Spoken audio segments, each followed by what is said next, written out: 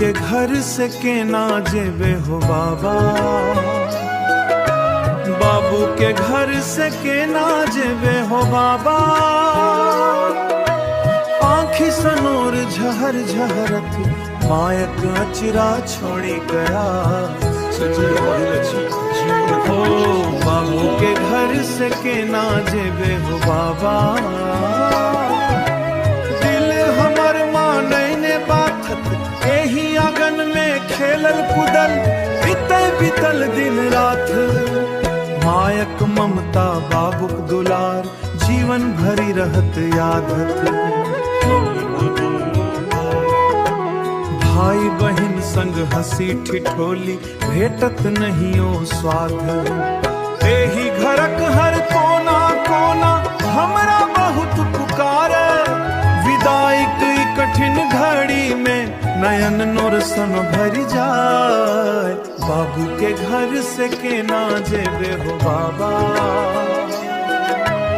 आँखी सनोर झहर झहरत आशीष दियो अपन बेटी के रहे सदा सुख गारत। डोली उठल बाजल शहनाई भीजल सभक नयानत। मायक अचरा पकड़ी क बेटी कहलनी राखब अहाँक मानत। बाबू कहलनी हंसी क बेटी कखनो नहीं होब उदासत।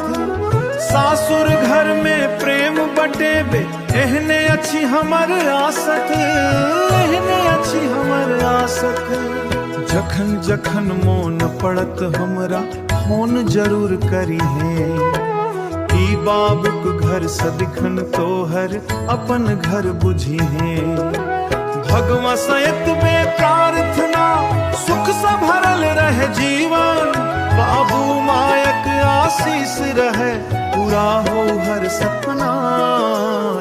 बाबू के घर से केना जेबे हो बाबा, आँखी सनोर झहर झहरत आशीष दियो अपन बेटी के रहे सदा सुख गारत। बेटी विदा भेल प्रेमक संग बनल दुनू घरक रानी।